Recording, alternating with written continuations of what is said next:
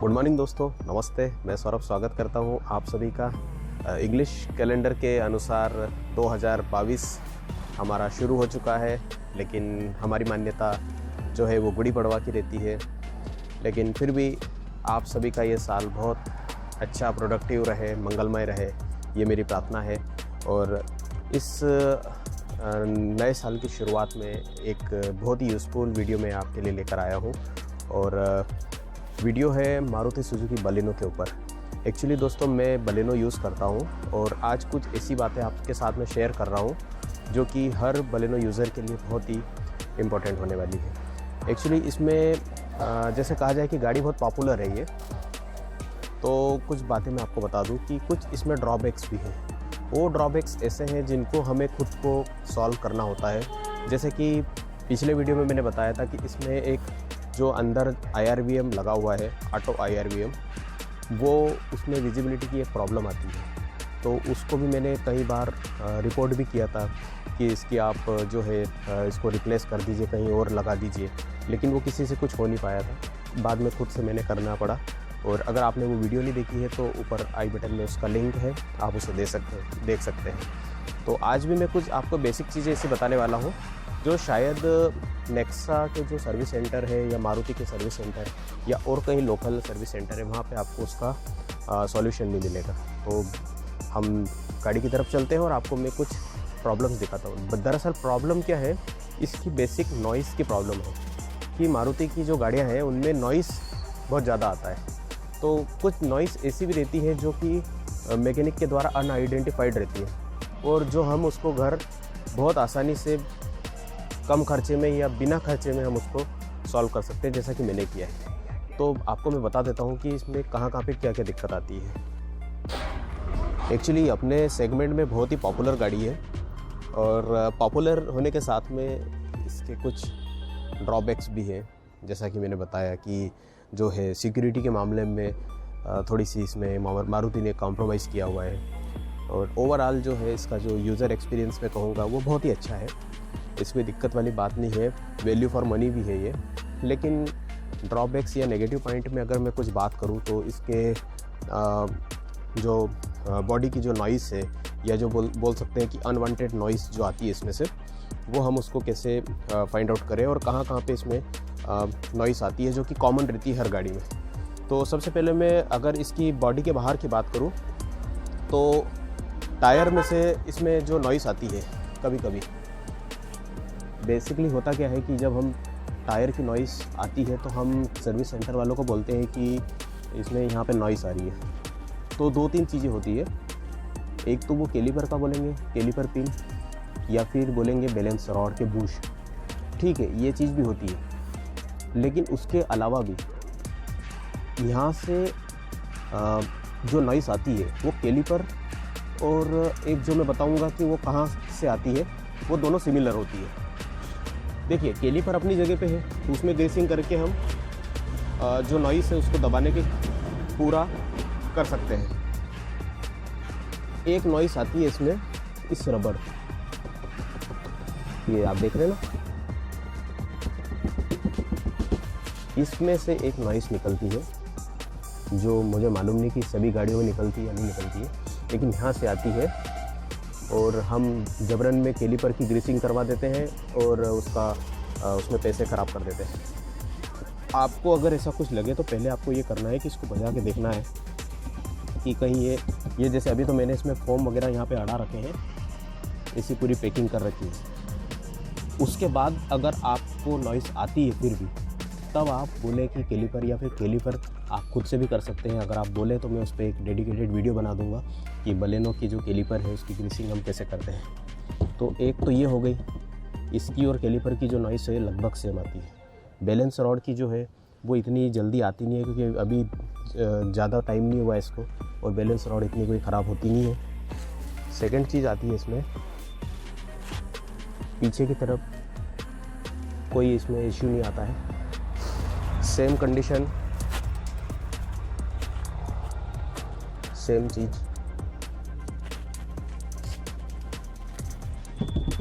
इधर भी है। यहाँ पे देख सकते हैं मैंने यहाँ पे एक हल्का सा फोम लगा रखा है इसकी नॉइज़ को दबाने के लिए।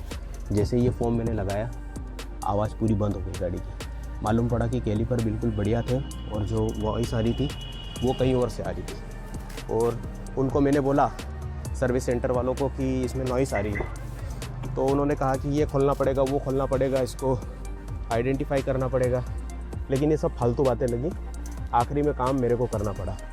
जैसा कि ये IRVM का मैंने किया था, ये भी मैं बोल बोल के थक गया था सबको। ज़माने भर की मैंने कंप्लेंट राइज़ करी थी, लेकिन कोई हुआ नहीं। फिर बाद में इसका बेस माउंट मैंने ये वाला जो दिख रहा है, ये इसको एज इट इज़ रहने दिया और ऊपर इसको करा, तो थोड़ी सी इसमें विजिबिलिटी इम्प्रूव हुई। अब अंदर की तरफ जब हम आते हैं तो अंदर जो नॉइस आती है वो डैशबोर्ड की आती है।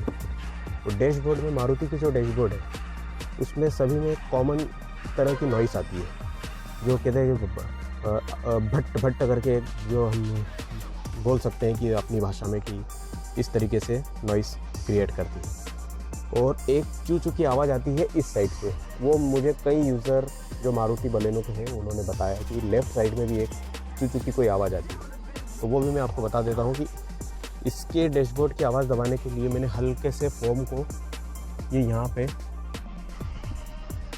मैंने फंसाया है। ज़्यादा ज़ोर से नहीं फंसाया, हल्का सा मैंने फंसा रखा है, क्योंकि इसका जो ये जो प्लास्टिक है वो बहुत ज़्यादा हेवी नहीं है, लाइट वेट है, तो वो आसानी से एडजस्ट हो जाता है।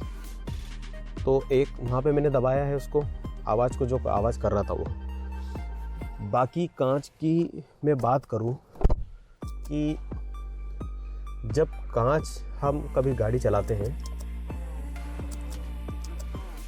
तब कभी मान लो इतना आधा सा खोल दिया हमने, तो एक अलग टाइप का इसमें आगे पीछे में आवाज़ करता है वो, मतलब एक इरिटेशन टाइप होने लगता है उसमें। उसके लिए मैंने क्या किया है कि ये जो इस तरह की जो ये रिंगें आती है, इन रिंगों को हल्के से, उसमें रिंगों में भी हल्का हल्का मैंने इसमें फोम भरा हुआ है। ज़्यादा फोम नहीं भरा हुआ है, एक माइनर सा बोल सकते हैं कि सूद बराबर मैंने इसमें फोम, ऐसा रुई की बत्ती बनाते हैं उस तरह के करके इसमें इनको थोड़ा सा टाइट किया है, ताकि अगर आधा कांच खोल के हम ख़राब रोड पे भी चलाएं तो कोई ऐसी आवाज़ नहीं आएगी, कोई दिक्कत नहीं होगी।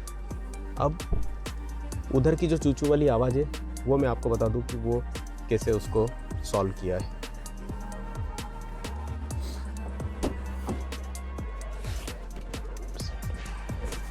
जो ये लेफ़्ट साइड है ये यहाँ पर आती है इसे, तो इसके लिए भी मैंने बोला था सर्विस सेंटर वालों को, बोले कि ये यहाँ पे एयरबैग होते हैं और अगर खुल गया तो फिर आपका बोले खर्चा लग जाएगा ये वो। मैंने कहा भाई रहने दो, ये मैं सब कर लूँगा। तो यहाँ पे मैंने थोड़ा सा ये रबर फंसा दिया है, ये रबर फंसाया, वो आवाज़ बंद हो गई। और सर्विस सेंटर वालों ने तो पता नहीं क्या क्या अलग अलग तामझाम बताए थे, मेरे को लग रहा था कि उनको आ ही नहीं रहा था समझ में। अब अगली बात आती है पीछे की तरफ से आवाज़ करती है, तो अब मैं पीछे की तरफ आपको लेके चलता हूँ कि पीछे आवाज़ कहाँ से आती है। देखिए पीछे अगर अपन खाली ड्राइव कर रहे हैं गाड़ी, तो आप महसूस करना, सुनना इसको।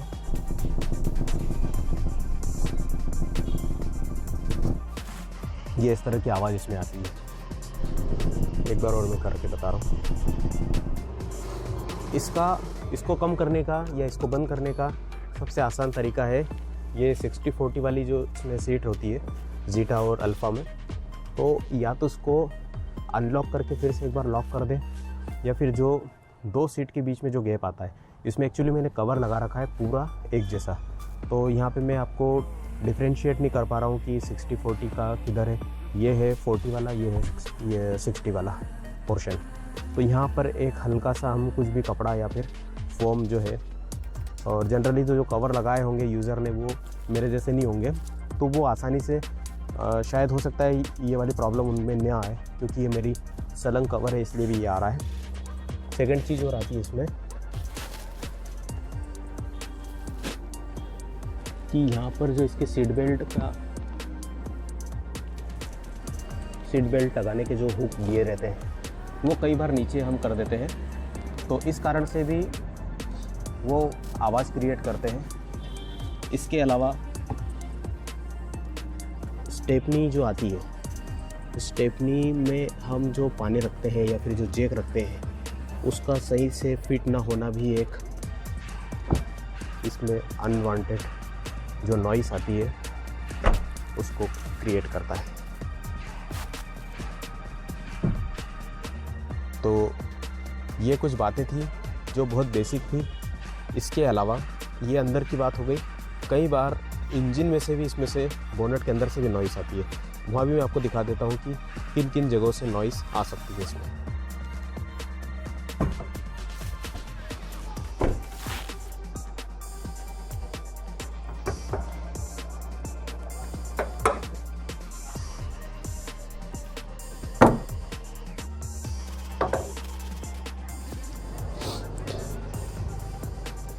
एक बहुत कॉमन नॉइस आती है इसमें, जो बहुत सारी मारुति की गाड़ियों में मैंने इसको नोटिस किया है। ये जो रहता है, ये देखो आप,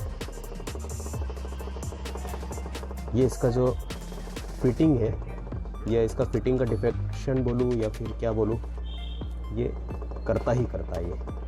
तो इसको भी हम थोड़ा बहुत ऊपर नीचे करके या फिर कुछ फोम वोम लगा के इसको एडजस्ट कर सकते हैं। सेकंड चीज़, इसमें ये जो बैटरी का जो बेस आता है, जो हम इसको ठिया बोलते हैं, ये भी कम ज़्यादा कसा होने के कारण आवाज़ करता है। शॉकअप में से अगर आती है तो इसके जो रबर के जो बूच आते हैं, ये भी कटे हो सकते हैं, इनमें से भी आवाज़ आती है। दोनों तरफ के बोनट का न लगना, वो भी एक आवाज़ आती है। तो ये दोस्तों कुछ बातें थी जो कि बलिनो की नॉइज़ के ऊपर मैंने आपको बताई है। आप उसमें बिलीव करिए कि अगर आप इन चीज़ों पे नोटिस करते हैं और इसको आप घर से सॉल्व कर देते हैं तो आपकी गाड़ी जो है ज़ीरो नॉइज़ पे चलेगी। मतलब कि ये कुछ चीज़ें ऐसी रहती है कि जो जिनको नेक्सा के सर्विस सेंटर वाले या मारुति सर्विस सेंटर वाले इसको पकड़ ही नहीं पाते। मैं 2018 से इसको यूज़ कर रहा हूँ। जितनी आवाज़ तो इसमें ऐसी थी जो कि नई लेने के बाद में पहली दूसरी सर्विसिंग के बाद से ही चालू हो गई थी, लेकिन फिर भी मैंने उनको बार बार बोला, सब कुछ किया, लेकिन नतीजा कुछ नहीं निकला। आखिरी में देसी जुगाड़ करके मेरे को ये करना पड़ा। अच्छा, एक बात यहाँ मैं आपको बताना चाहूँगा कि वो लोग केचर का आपको सजेस्ट करेंगे कि आप इसमें केचर लगा लो, केचर लॉक बदल लो। दोस्तों, कुछ भी नहीं होता है केचर लॉक बदलने से और करने से। आप चाहो तो भले ही उसमें आप आपके लिए लेके रख लो, 150 रुपये का एक पैकेट आता है, लेकिन जो है प्रॉपर फिटिंग उसमें भी आ नहीं पाती है। और जो कैलिपर की और ये जो मैंने यहाँ की आपको इसकी मडगार्ड की जो फिटिंग का बताया है, इसको तो आप बिल्कुल आजमा लेना। अगर आपकी गाड़ी में नॉइस आती है तो पहले आप इसको बजा के देख लेना। अगर ये वाली यहाँ से नॉइस आती है तो समझ जाना कि वो कैलिपर की नॉइस नहीं है, और आपको करना कुछ नहीं है। हल्का हल्का सा एक फोम जो हम प्लास्टर करते हैं वो 10-20 रुपये का आता है, उसका थोड़ा थोड़ा सा आपको पीस कर लेना है और इधर फंसा देना है। उससे कोई लॉक भी आपका ख़राब नहीं होगा और कोई पैकिंग भी ख़राब नहीं होगी। नॉइस गारंटी है मेरी, पूरी तरीके से गाड़ी की बंद हो जाएगी। मेरी गाड़ी में बिल्कुल नॉइस लेस गाड़ी है ये।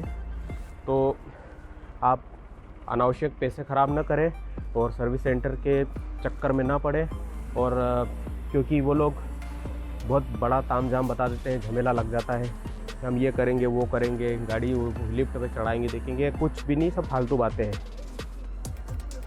तो ये सब चीज़ें जो है आप आसानी से घर पे कर सकते हैं। और उम्मीद करता हूँ कि आज की जो मेरी ये टिप्स है आपको ज़रूर पसंद आएगी। नए साल में जो बलेनो यूज़र है उनके लिए बहुत ही अच्छी यूज़फुल टिप्स है ये। उनके पैसे बचेंगे, काम भी हो जाएगा। तो मिलता हूँ आप सभी से एक नई वीडियो में नए टॉपिक के साथ में। तो वीडियो को लाइक, चैनल सब्सक्राइब और शेयर ज़रूर करिएगा। अगर आप चाहते हैं कि आपको कुछ और ऐसी बेसिक टिप्स जानना हो तो कमेंट करके बताइएगा, मैं उस पर डेडिकेटेड वीडियो बनाऊँगा।